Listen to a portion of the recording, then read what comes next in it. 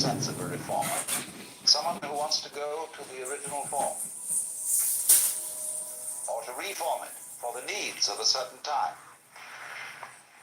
The word Buddha is a title, not a proper name. Same way as Christ means the anointed, and it's not the surname of Jesus. So Buddha is not the surname of Gautama.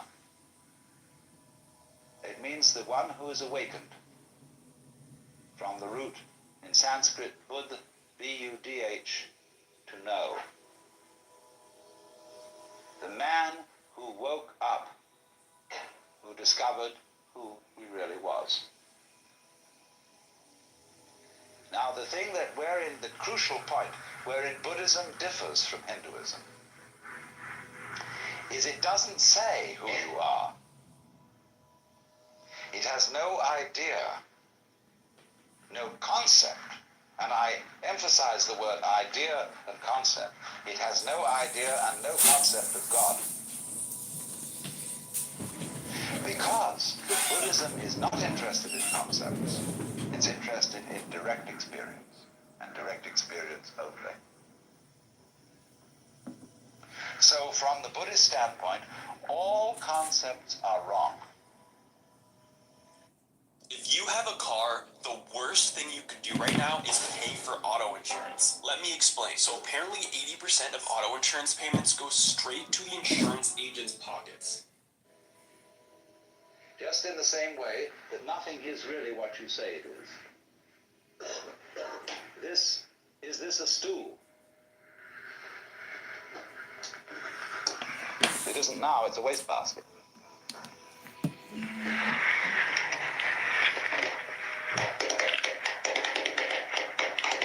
It's now a drum.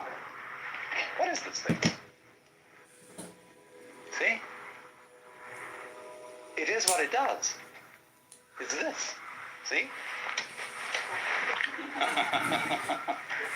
Anything you can use it for is what it is.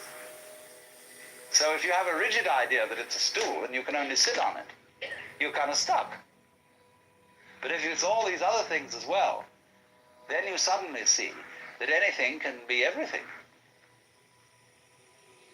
So in the same way, Buddhism does not define and say what you really are is something. Because it would say that if you believe that, you've got stuck with an idea and you're clinging onto it for spiritual security. So a lot of people say, well, I like to have a religion because it gives me something to hold on to. A Buddhist would say, oh, cut that stuff. So long as you hold on to something, you don't have religion. You only really there when you let go of everything. And you don't depend on any fixed idea, any belief for your sanity or happiness.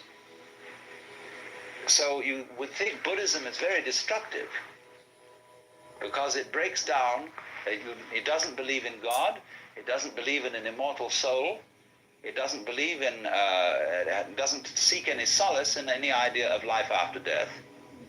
It absolutely faces the fact of the transiency of life. There's nothing you can hold on to. So man, let go. Because there's no one to hold on to anything anyway. So Buddhism is the discipline of doing that. But if you do that, you see, you discover something much better than anybody has who has a belief. Because you got the real thing. Only you can't say what it is. They say in Zen that if you're enlightened in Buddhism, you are like a dumb man who has had a wonderful dream. That is to say, when you've had a wonderful dream, you want to tell everybody what it is. But you can't, if you're dumb. See, if you can't speak. So the real thing in Buddhism, which they call nirvana, which is a sort of equivalent to moksha. Nirvana means blow out. Phew! You know, the sigh of relief. Because if you hold your breath, you lose it. You hold on to yourself, you hold on to life, or breath is the spirit, you hold on to God, rock of ages cleft for me, let me cling on to you. It's all dead. Becomes just a rock. just an idol. But let go, breathe out, and you get your breath back. That's nirvana. So the Buddhist idea is, in doctrine, the highest negativism. They characterize the ultimate reality as shunya, which means emptiness. In Japanese, ku, which is the character you use for the sky or the air. When you get an airmail envelope, to write home, the second character is ku, the air, which means emptiness. They use this to translate shunyata, emptiness, fundamental nature of reality, the sky. But sky, you see, is not negative emptiness. The sky contains all of us. It's full of everything going on. But you can't put a nail in the sky and pin it down. So in the same way, Buddhism is saying you don't need any gizmos. Everybody is ditching their old car insurance and switching to this instead. The main reason you're likely paying too much for car insurance is because a big chunk of your monthly payment goes to commissions for your insurance agent. But a friend of mine showed me this awesome website that cuts out the middleman, so you're only paying for... To be in the know. You don't need a religion. You don't need any, even Buddha statues. You don't need any temples. You don't need any Buddhist bondieuserie, rosaries, and all that jazz. But when you get to the point that you know you don't need any of those things, that you don't need a religion at all, then it's fun to have one. Then, as it were, you can be trusted to use rosaries and ring bells and clappers and chant sutras, you see. But those things won't help you a bit. They'll just tie you up in knots if you use them as methods of catching hold of something. So every teacher of Buddhism is a debunker. But he does it not to be a smart aleck and to show how clever he is, but out of compassion. Just as when a surgeon chops off a bad growth, or a dentist pulls out a rotten tooth, so the Buddhist guru or surgeon is getting rid of your crazy ideas for you, which you use to cling on to life and make it dead. Now, there are two kinds of Buddhism. They are called Mahayana. Maha is Sanskrit word for great, M-A-H-A. Yana means a vehicle or conveyance. And there is Hinayana, means the little vehicle, Hina in Sanskrit, H-I-N-A means little. Only that's a term invented by the Mahayanists for the other people, and the other people don't like it. They like to call themselves Theravada, T-H-E-R-A-V-A-D-A, which means Vada, the way, Thera, of the elders. Now, Theravada Buddhism you will find in Ceylon, Burma, Thailand, Cambodia, and generally South Asia. Mahayana you find it originated in Nepal, northern India, and you find it in Tibet, China, Mongolia, Japan, and to some extent in Indonesia. The Mahayana is what we are finding here. All the sects of Japanese Buddhism are Mahayana. Now, what's the great difference between these two schools? The Theravada is very strict. It's a way for monks, essentially, rather than laymen. And it is, you see, there are many ways of living Buddhism. It'll take me some time to show you this. The Theravada Buddhists are trying to live without desires, to have no need for wives or girls or husbands or boyfriends, not to kill anything at all, to live the strictest vegetarian way, and to strain your water so that you even don't eat any insects, little insects with it. And to this very strict way, and meditate all the time, and eventually attain nirvana, which will involve your total disappearance from the manifested world. Mahayana feeling is that that is a dualistic point of view. You don't need to get away from this world to experience nirvana, because nirvana is what there is. It's here, it's now. So the ideal person of Mahayana is called a bodhisattva. This originally meant somebody on the way to becoming a Buddha, but in Mahayana it has a different meaning. It means somebody who has become a Buddha, but has gone back into the world. In the spirit of compassion, to help all other beings to become awakened. Well, now that's an endless task. It's like filling a well with snow, Put snow into a well and never fills up. So when at the Zen monastery, they've said their homage to the Buddha, the Dharma, that's the Buddha's doctrine or method, and the Sangha, the order of followers of the Buddha, then they take 5 vows. And one of them is, however innumerable sentient beings are, I vow to liberate them all. All seniors on Medicare who haven't claimed their spending card loaded with $3,300 have only 12 hours left before they miss out. If you do not register for your card in time, you will have to wait another 24 months to get it. For those who are not aware, every senior on Medicare is entitled to a free $3,300 spending card, which can be used in any store to pay for their food. Simply click below and follow the instructions to get your free $3,300 spending card in the mail today.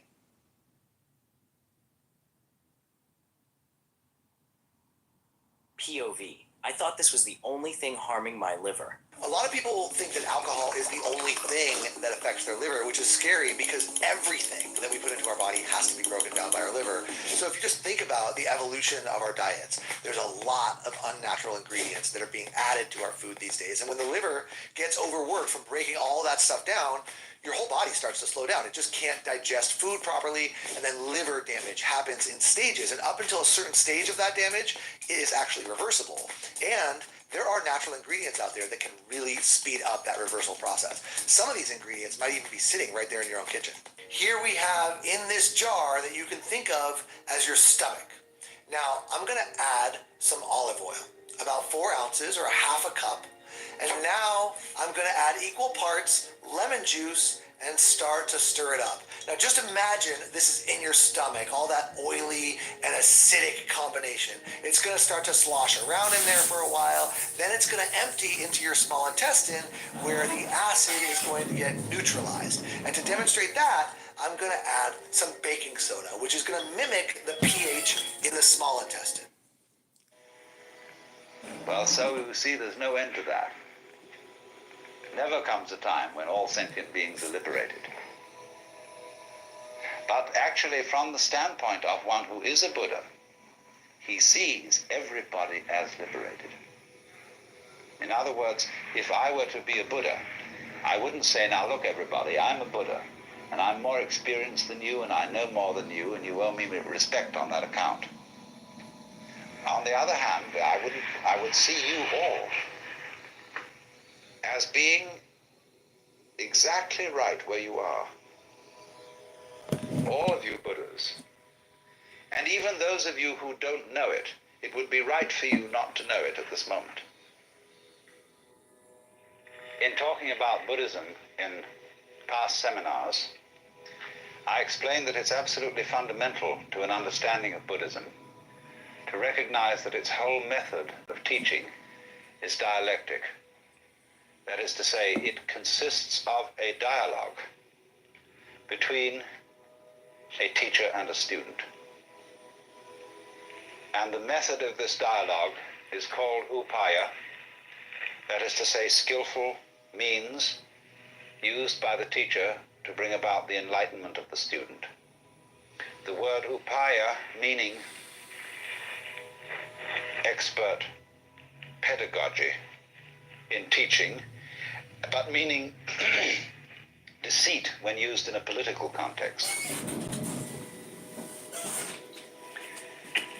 And since Buddhism is a dialogue, what you ordinarily understand as the teachings of Buddhism are not the teachings of Buddhism. They are simply the opening gambit or the opening process of this dialogue. And the point being that Buddhism is not a teaching. Its essence consists in a certain kind of experience, in a transformation of consciousness which is called awakening or enlightenment, which involves our seeing through or transcending the hoax of being a separate ego. And so a Buddhist does not have the same tendency that a Christian has to want to find out what his faith is by going back to the most original sources. There has always been a tendency in Christianity to ask, what did Jesus really teach? What is the pure New Testament, uncorrupted by theologians and by scribes who inserted things into the mouth of the master? It does not occur to Buddhists to have this attitude because of this dialectic pattern. You see, when you have an acorn, if it's a lively acorn, it grows into an oak. And that's the way it should be. In other words, it should develop into something. And so Buddhism, as it has developed since the days of the Buddha, has gone a long way. It has become sometimes more complex, sometimes more simple. But it has changed radically because the seed which the Buddha planted was alive. Now, for example, when we ask what are the Buddhist scriptures, you can get two answers to that question. In the Southern School, there is a set of scriptures which are written in the Pali language, divided into three sections, called the Tipitaka, which means the three baskets, because these palm leaf manuscripts on which the sutras were eventually written down were of course carried around in baskets, and three baskets of these palm leaf manuscript volumes comprise the Buddhist scriptures. But you must remember that in the evolution of these scriptures, that the Buddha wrote nothing, nor did his immediate disciples. That's a very important thing to remember, that all Indian scriptures were for many centuries handed down orally. And so we have no clear guide as to their dates. Because when you hand down an oral tradition, you are not always likely to preserve certain historical landmarks. Supposing we're talking about a certain king, and the name of this king will mark a historical point. But in an oral tradition, the name of the king is likely to be changed every time the story is told to correspond to the king then reigning. If you're anything like thousands of other Americans, your Medicare Advantage plan may have surprised you with a reduction in benefits. So In other words, things that do change, that have a historical rhythm, like the succession of kings, they will be changed in handing down the oral tradition. But things that do not change, that is to say, the essential principle of the doctrine, they won't be altered at all. So you must remember that the Buddhist scriptures were for some hundreds of years handed down orally before they were ever committed to writing. And that accounts for their monotonous form. That is why everything is numbered, why there are 4 noble truths, 8 steps of the Eightfold Path, 10 fetters, 5 skandhas, 4 Brahma Viharas or meditation states, and so on and so on. Everything is put in numerical lists so as to be memorized easily. And so there are formulae which are constantly repeated, and this is supposed to aid the memory. Now then, it is obvious that those scriptures of the Pali Canon, when you really sit down and read them, you know that what has happened here is that partly they have a certain monotony due to mnemonic aids, but also that in the course of time before they were written down, many monks spent wet afternoons adding to them. And adding things in such a style that no inspired person could ever have said them. And they made commentaries upon commentaries upon commentaries. And lots of them had no sense of humor. I always love the passage where the Buddha is giving instructions on the art of meditation. And he's describing a number of things on which one could concentrate. And there's a commentator making little notes on this. And so when he's made his list of things on which you could concentrate, like a square drawn on the ground, or the tip of your nose, or a leaf, or a stone, or anything, and then he says, or on anything. And the commentator puts footnote, but not any wicked thing.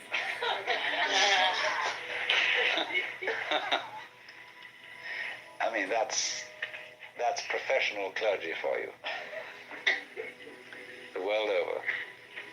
So this sort of thing has obviously happened.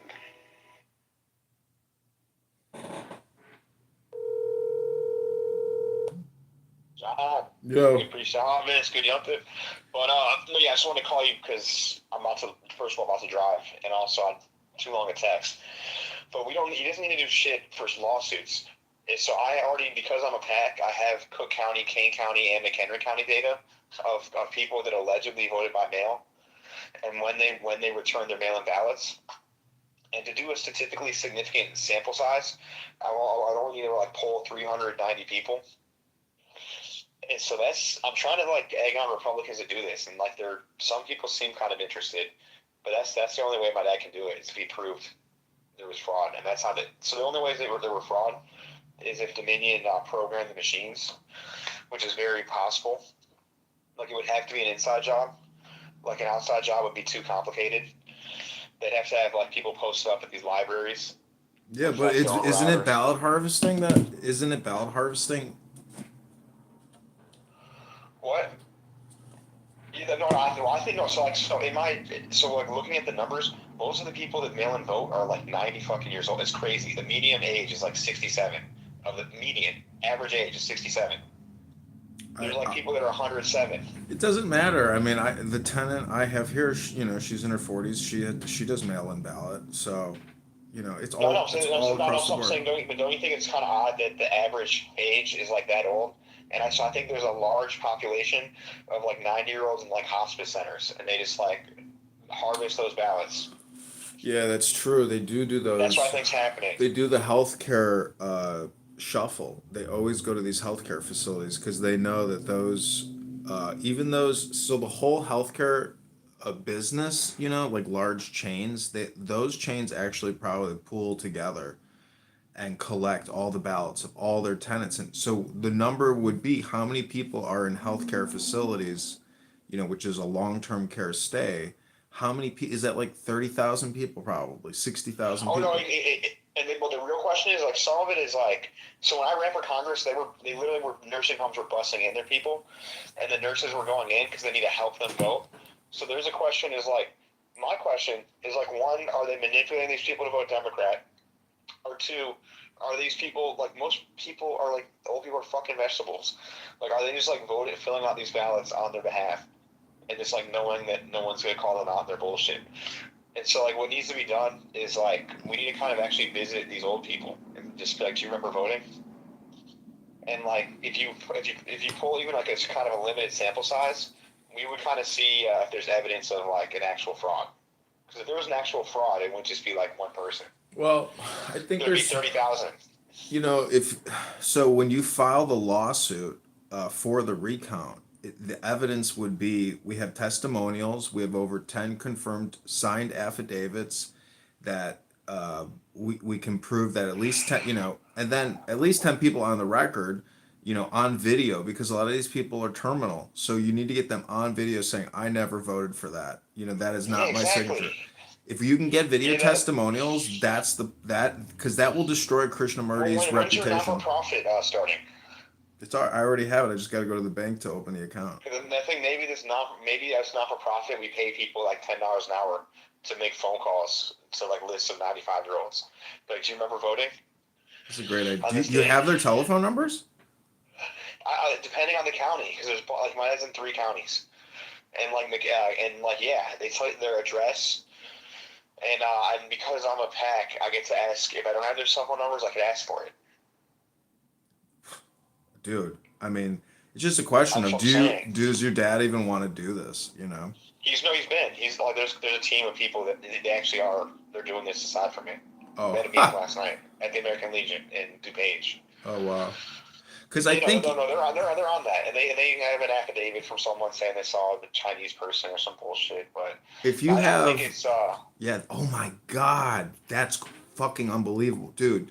You're literally. Could you imagine if the head of the watchdog group for the CCP is faking an election using Chinese intelligence or Chinese assets to do some type of vote exactly, rigging? and now we have Trump's executive branch to actually look into this stuff and take it seriously. I've been out to Schaumburg. I swear to God, there's a lot of Chinese nationals that live out there. It's unbelievable.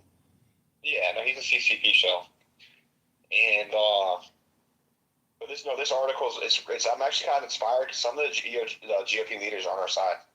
So based on if we do some statistical analysis and we do some comparative data graphics from the Let's do data, a survey. We'll do a survey. I think we do a survey. well, You know how, like, poll America, they poll 1,000. If you want to poll all of America for president, they'll poll 1,000 people. AP will poll 1,000 people. That's just how stats work. well, what I'm saying is we have to create infographics, and a lot of these AI tools now automatically create infographics for us based off of our spreadsheet uploads. So if you want to, so for Illinois Record, I mean, when you create an article, we're going to need infographics statistically proving that beyond 3 standards of deviation, Raj Krishnamurti has committed voter fraud, and view these infographics to learn more. Did you see my ones I did on the early voting data? Before, like I did a couple articles, filler articles, way back on Illinois Record about McHenry and King County's early voting data. Mm-hmm. I made some pivot tables and shit. But you're right. I should have made like in the future we could use AI to do pie chart everything. Listen, all these corporations, yeah, they all use that stupid Microsoft program to create these data visualizations. Yeah. But again, all that really is for informative or persuasive It's Ross Perot. It's It's no speaking. different than Ross Perot. Exactly. No- Yeah, he was the king of it. Yeah, and he's my favorite candidate. I think he walks so Trump can run. So But, how do we? Well, I got another question for you. Why don't? Well, I mean, if I'm going to run again for committee person, why don't I just run for committee person in the Libertarian Party? Because I think it gives you a seat at the table to be Republican, and the Libertarians are a bunch of pedophiles too. Fuck them. I know, but we'll take I'm actually. that. You voted for that fat for. Listen, I told you. Remember, I told you I meet that fat piece of shit. Remember, I told you I met that fat piece of shit. Well, we'll just take it over because he's about to I die. want to talk to him. No, I talked to him. He said he told me it's Trump's fault. He's like, is it really their fault? And his brother was a band member of Fiedler's, and he won't talk to his brother. Well, anyways, that fat piece of shit is gonna die. So we're gonna take the whole Libertarian Party over, and then from the No, Libertarian no, Party, I'm done with that. Do you know what my history with John McAfee? no. I never told you. Dude, I was a registered Libertarian. Basically what I'm doing now to the GOP, I already did to the Libertarian Party, but they're fucking hopeless. I know, I took down, but that guy's down gonna John croak. McAfee. What? That guy is gonna croak. I told you, he was doesn't like matter. I'm saying, barely but, like, standing. He could barely stand. That guy's gonna croak, but he was there. He was passing out fucking business cards. So clearly, like, do we even know what the assets are of the Illinois Libertarian Party? Yes, I used to be a member of the National and Illinois Libertarian Party. It's such a joke and like such a tarnished brand. The 'Cause of all point is, pedophilia and crystal Max, shit. the point is, it's on the ballots. That's the third option. That's the only other way we could possibly. I know, but no, they were 0.5% away. So you know what? If more people would have voted for the fat retarded guy in the nursing home, then it would have been a good option. Because if libertarians get 5%, they're considered a major party.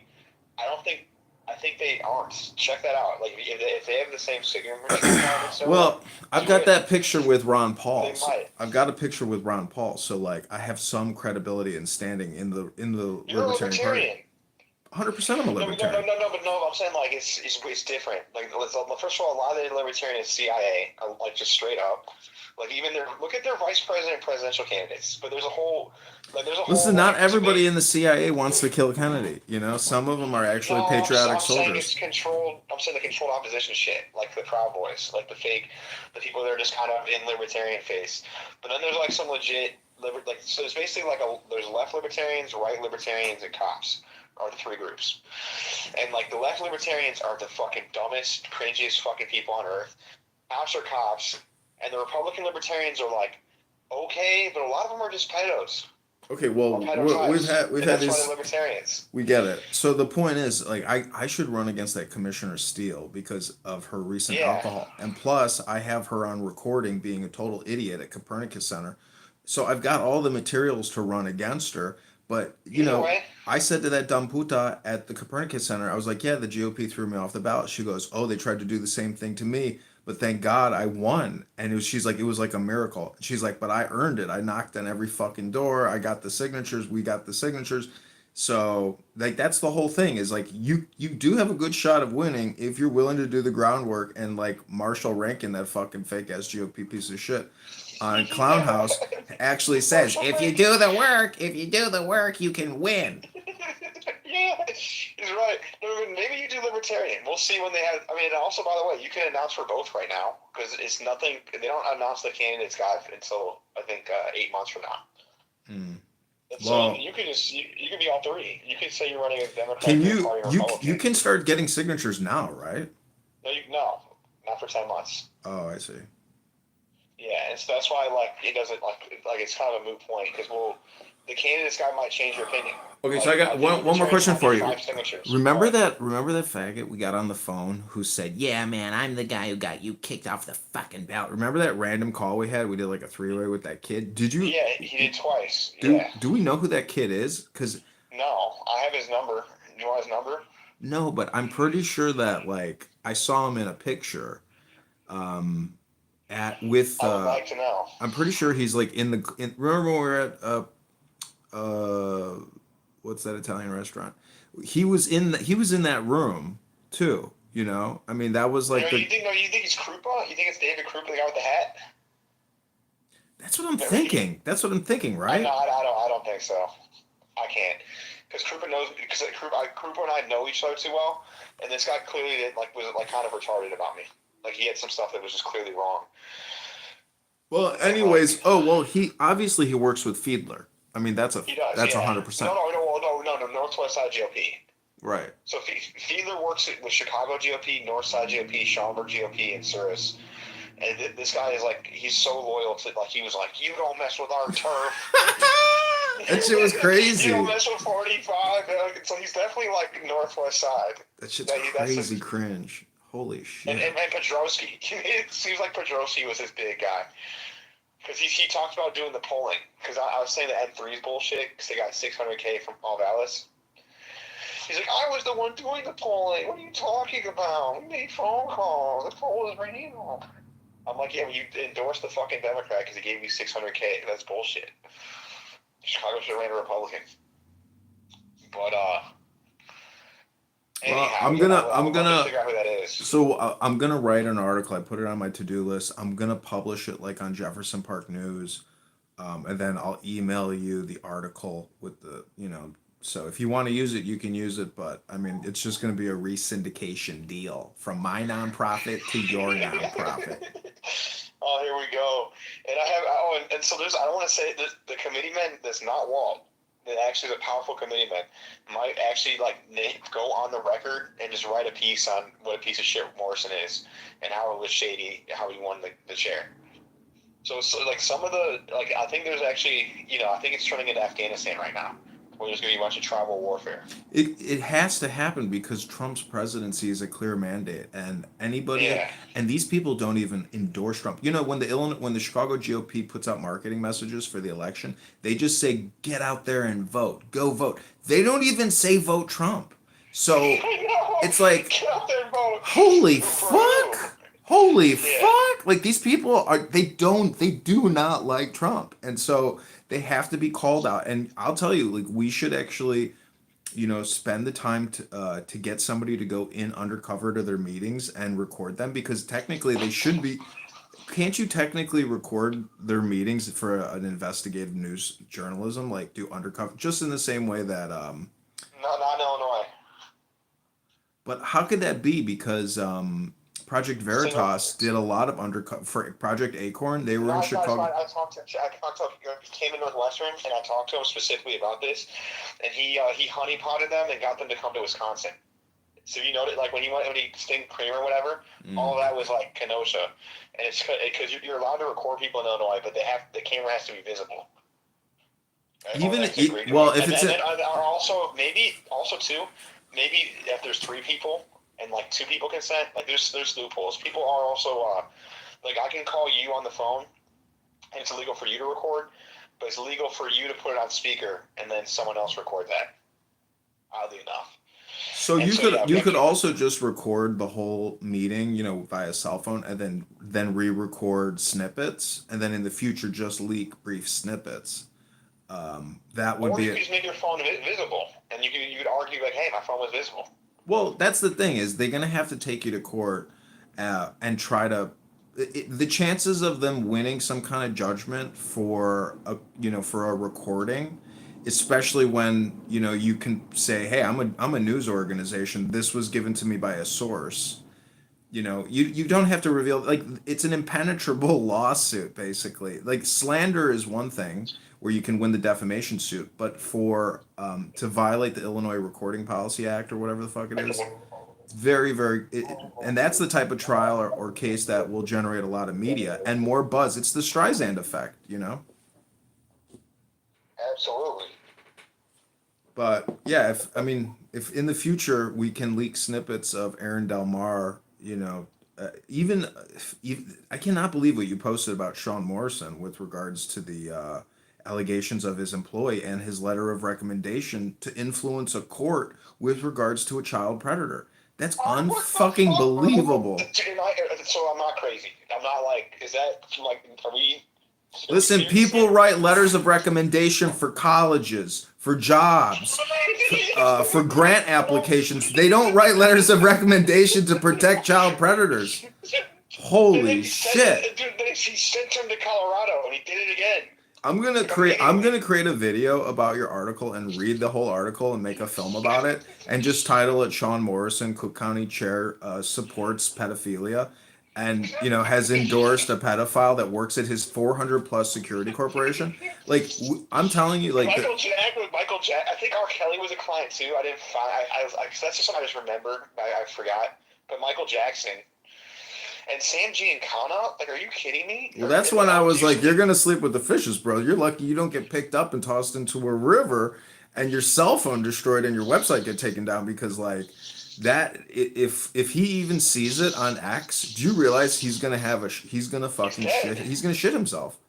Like, he's not going to be able to live knowing that that article is out there because you put No, together. I'm talking about Sam Giancana. I thought you were talking about Sam Giancana. I'm like, what are you talking about? Giancana's dead. No, Even you're Morrison- going to be dead. Sam Giancana's gonna he's still alive, and Sean Morrison, bro, look out. He's alive. He's like Voldemort.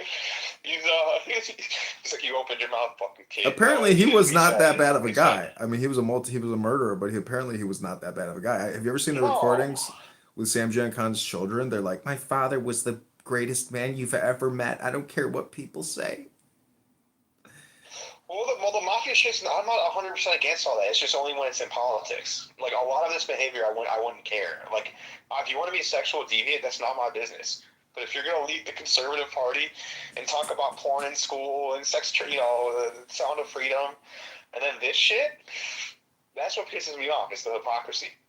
Like, not like Sammy the Bull's hysterical. Francesi is reformed. Except I think he's a nepo baby. Listen, you are running the Chicago Yeah, no National. problem. You're running the Chicago National Enquirer now. Just FYI. You're running the not for profit. But did you also see the shit there about his fighting show? Yeah, yeah, Like, what a weirdo. yeah. That was weird. Yeah, it's Clearly, just like- I mean, clearly the guy smokes weed and wants to be in the media business. That could be. Yeah, because I really don't. This is crazy because that's why I think there's a possibility of pedophilia. I'm just saying possibility, is because for whatever reason, pedos hate me and don't talk to me, and it's kind of weird that I've never really talked to Morrison, considering how much I've been involved in Republican politics in this area.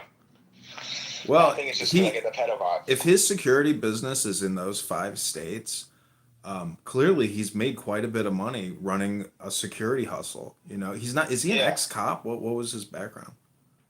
He lied about going to community college. He said he went to community college. I know, but No, he's so was he ever sketchy. a cop? Does he have a LinkedIn? No, he's never a cop, and he has a LinkedIn. He just went. He said he went into the security business, and he eventually became his. So I don't know if that's if it's a family thing or. We'll see the security. He didn't start it.